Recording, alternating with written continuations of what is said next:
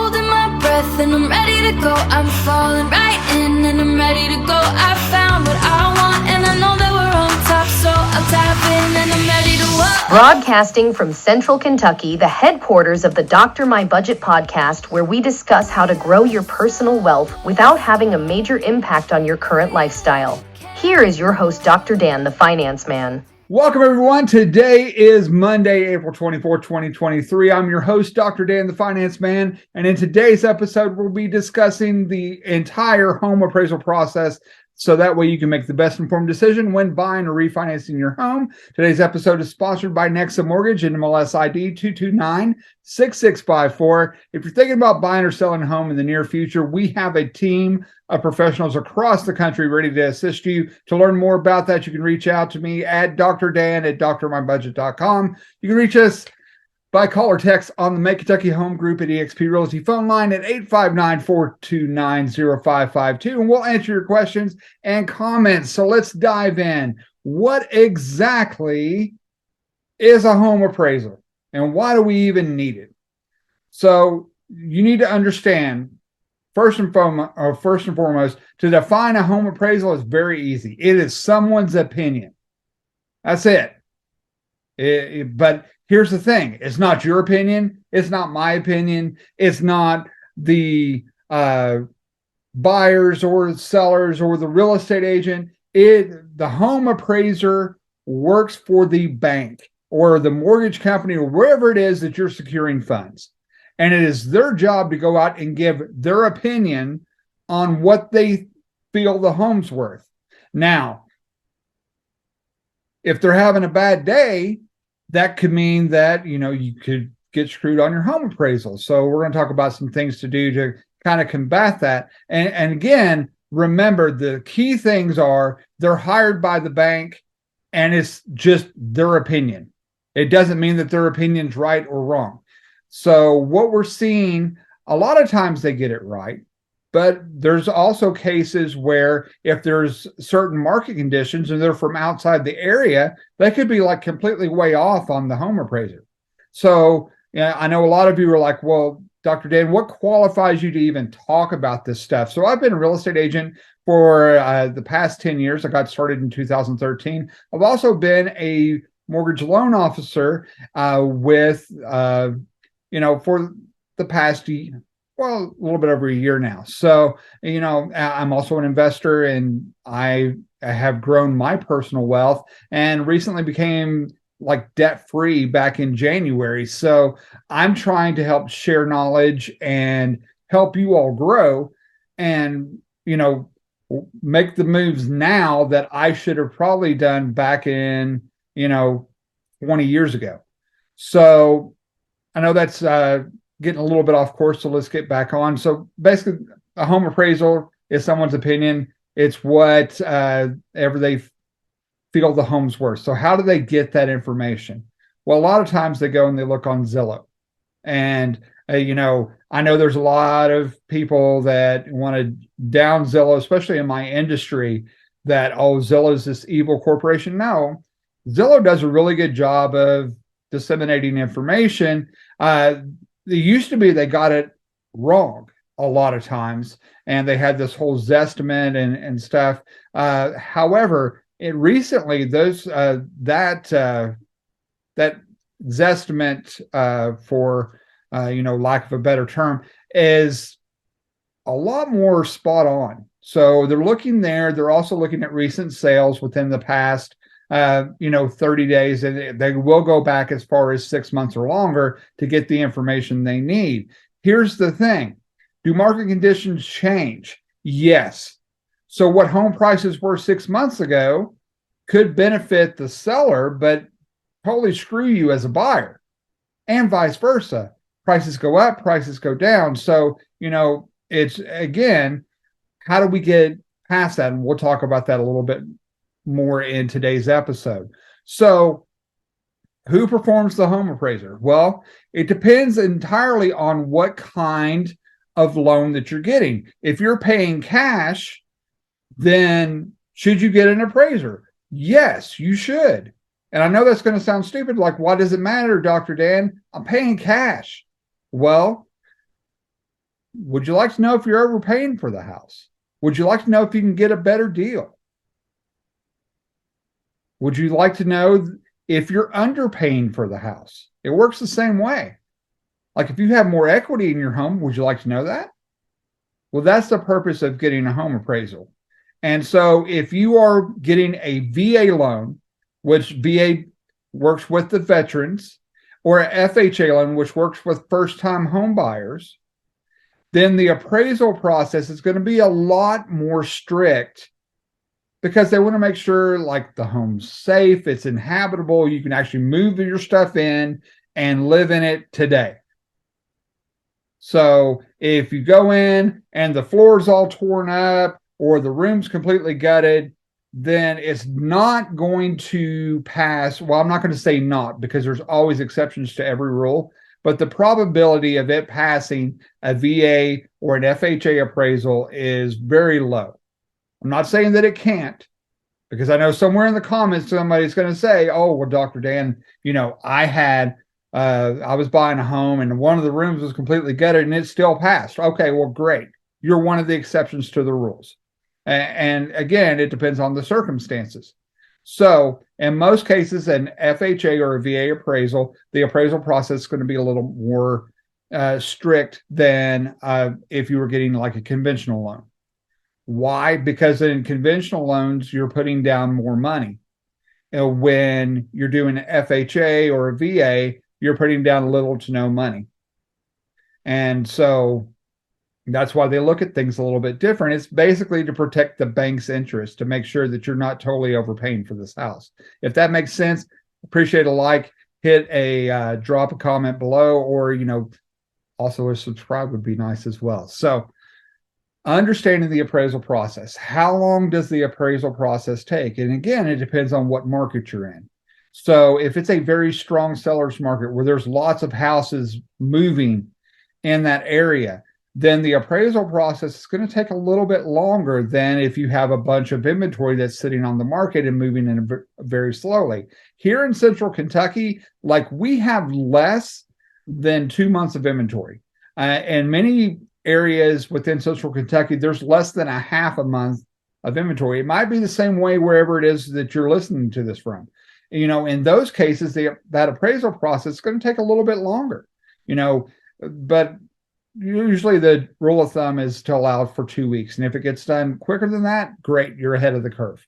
So how much does the home appraisal cost? Again, it will depend on what area of the country you're in. I've seen home appraisals that have been as much as $600. I've seen home appraisals come in as much as like $1,000 or more. It depends on what it is that you're buying.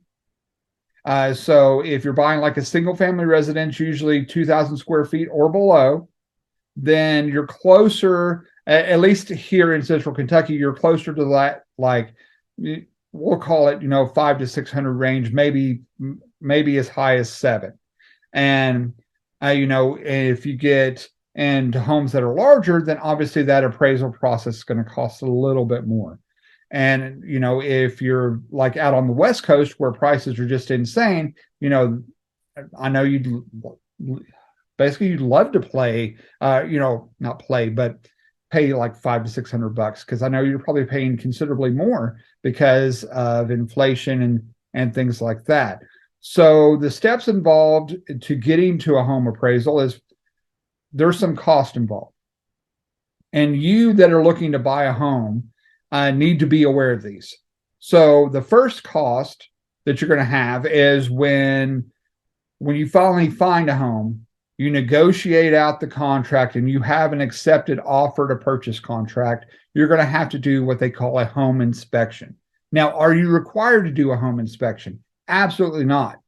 However, I highly recommend that you get a home inspection so you know what you're getting yourself into. Even if you're investing in the home, you still need to get a home inspection because you need to understand what's going on with that house. There might be some unforeseen stuff that you were not aware of because you didn't crawl underneath the house. You didn't get up in the attic and take a look. And if there's major issues, you need to be aware of that so you can have that peace of mind to decide where you're going to move forward or you're going to move on to the next house. understand that every time that you get a home inspection, that you're going to have to pay that. So eventually there's going to come a point where you're either going to A, run out of money, or B, you're going to have to come to terms with, okay, this is where we're at. We're going to have to accept things, or we're going to have to just put everything on hold till we can save up some more funds.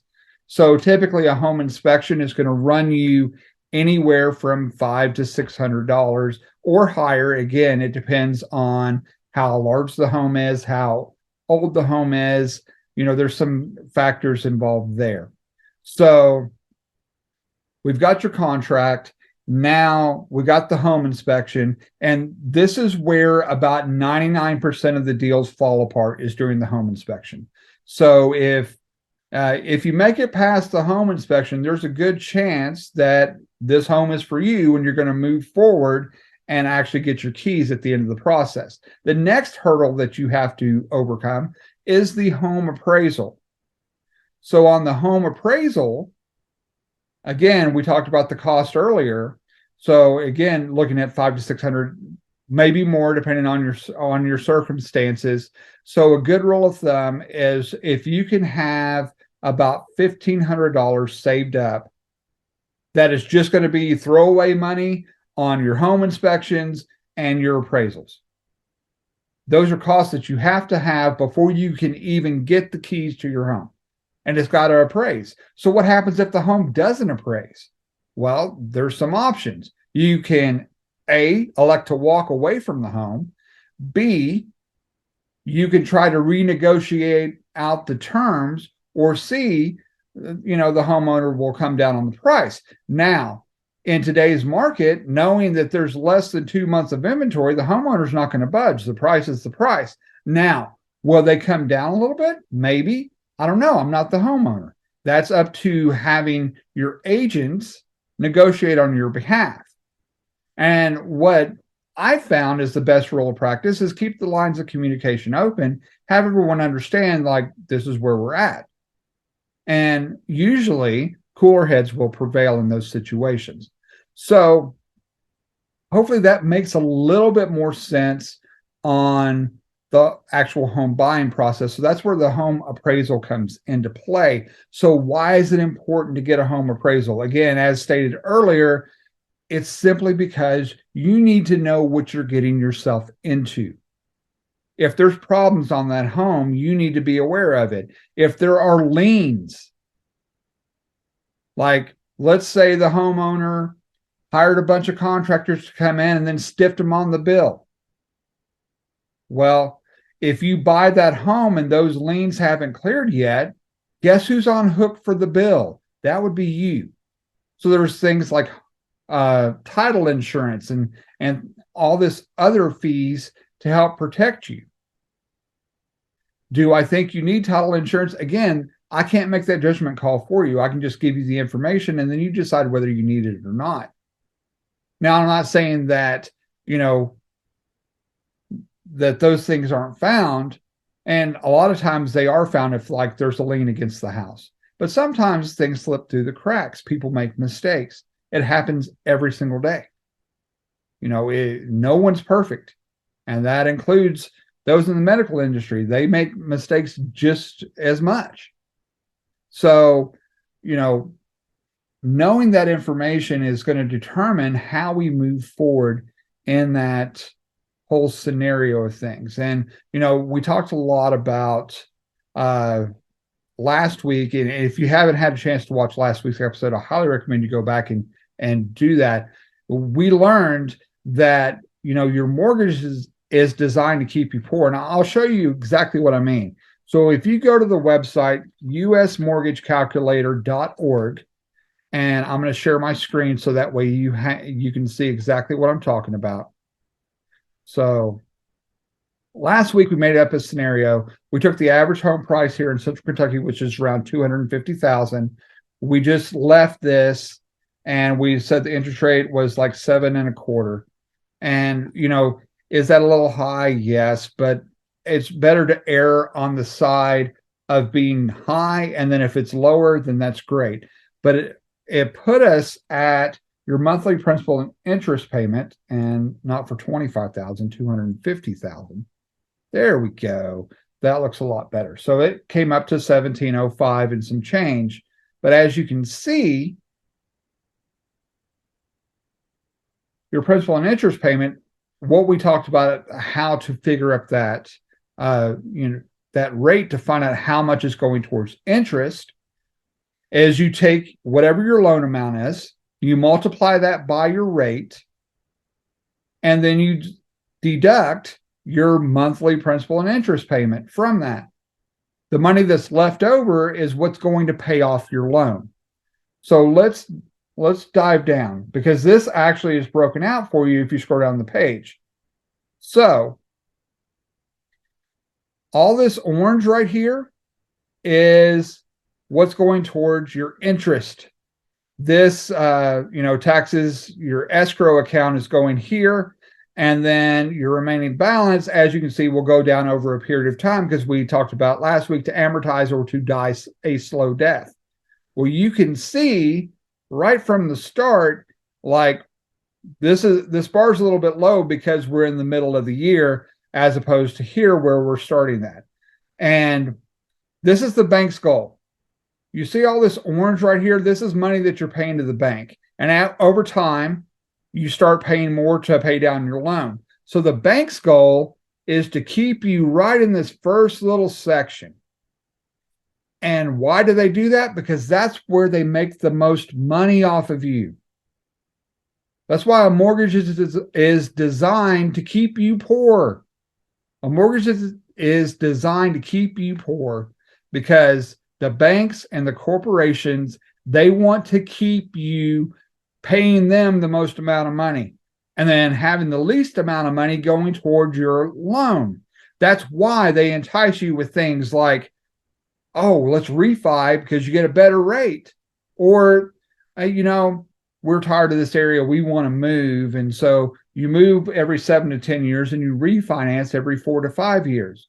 Well, when you refinance, all you're doing is pushing this back to this first year over here, where you're paying the most amount of interest to the bank.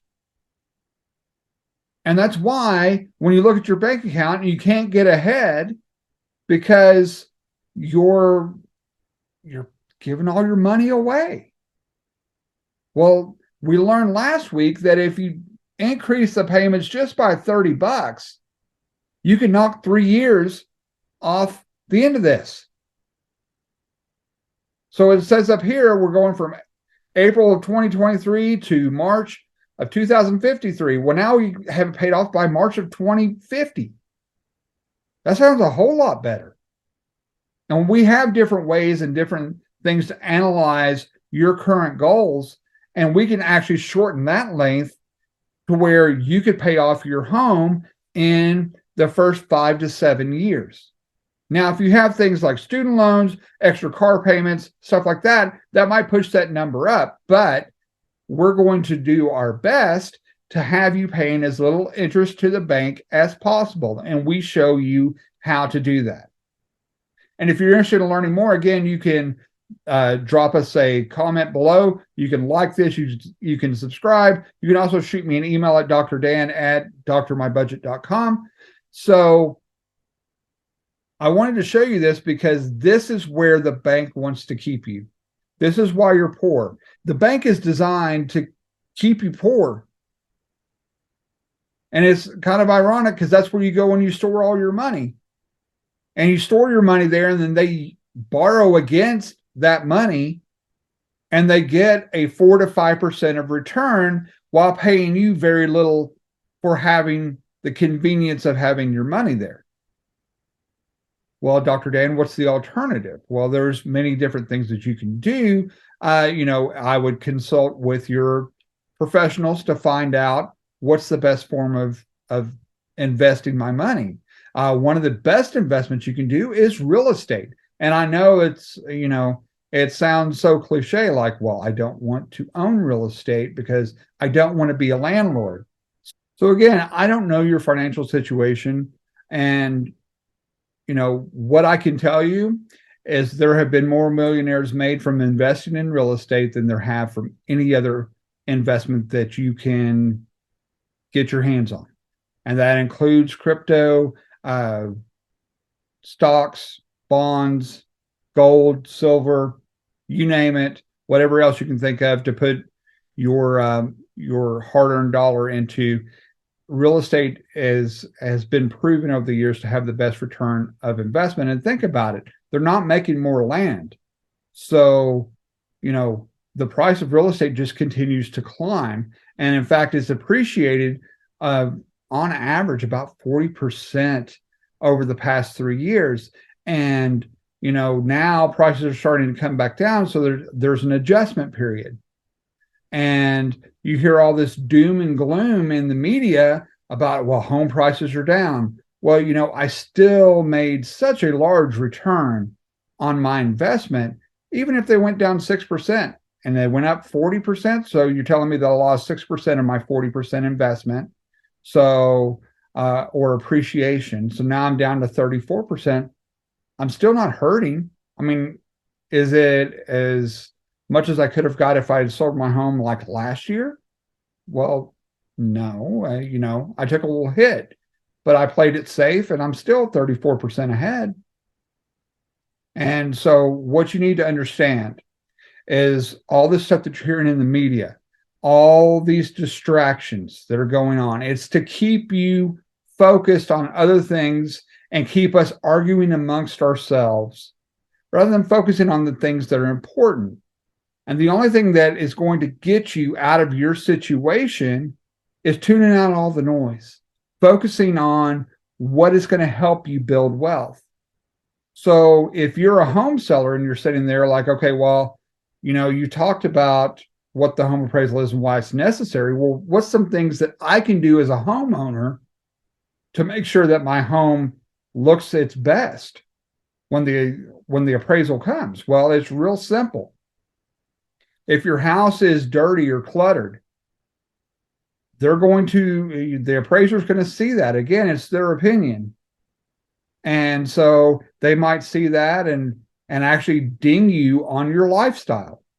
And I know, well, they're not supposed to do that. Well, no. Does it happen? Absolutely. It's perception's everything.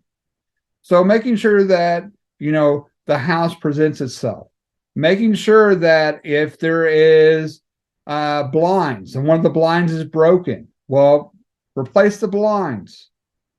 If a light is hanging down, or this is one of the strangest things that I have ever witnessed.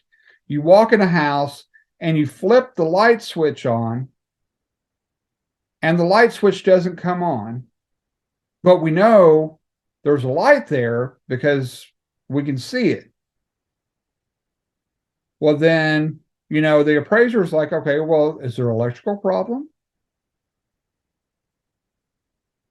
What's going on? We need to get an electrician out here to fix this. Well, no, you probably just need to get your butt up there and unscrew the light bulb and replace it. But you as a homeowner should make sure that those are simple things that are taken care of. So making sure that all the lights work, all the bulbs work, all the blinds are in good condition. If they need to be replaced, replace that stuff. That is just going to help you on your home appraisal. Making sure your curb appeal looks nice. I mean, you all watch HGTV, you see all this transformation of homes, and you think of like, oh, I can go buy a home and I can flip it, I can make all this money. Well, that's not the case. It's for entertainment purposes. Now, can you take some things away from that show? Absolutely. Nice curb appeal, making sure that it looks clean when people pull up to the house. And then also making sure that, what do the neighbors' houses look like? Are there things that are distracting that are in the neighbor's house, or neighbor's yard that might draw down your property values? Absolutely. Again, it's someone's opinion. And you can have the most pristine house on the block. But if all the houses around you look like they need some love, well, guess what? That's going to affect your home value. And there's not a lot that you can do to correct that. Having conversations with your neighbors. Hey, we're thinking about putting our house on the market. So, more often than not, your neighbors have a good idea who is going to buy your house. And so, that's some things to keep an eye on. So, we talked about what's a home appraisal. Basically, it's someone's opinion. What's the cost of it? Usually 500 to 600. It can be more. It all depends on, first of all, how big the home is, how old the home is, and where you're located throughout the country. All that plays a factor into how much the home appraisal is going to be. How long does it take? Usually, safe rule of thumb is to allow 2 weeks for a home appraisal. And, some things that you can do to improve and have a better result on your home appraisal and get the highest amount possible is simply making sure things like all your light bulbs work, all of the house is clean, it has great curb appeal, you've tidied up, you've made sure all the blinds work, you've made sure, again, all the lights, and, is there dust just caked on that ceiling fan blade? If so, you might want to wipe that down. All simple things that you can do that does not require a whole lot of money. Now, I'm not saying go out and spend thousands of dollars renovating your kitchen or bathroom. Simple things you can do: change the vanity, change your flooring. You don't have to have a complete gut job. You'd be surprised what a fresh coat of paint and changing out some hardware. Replacing the toilet, it's not hard. You want to know how to do it?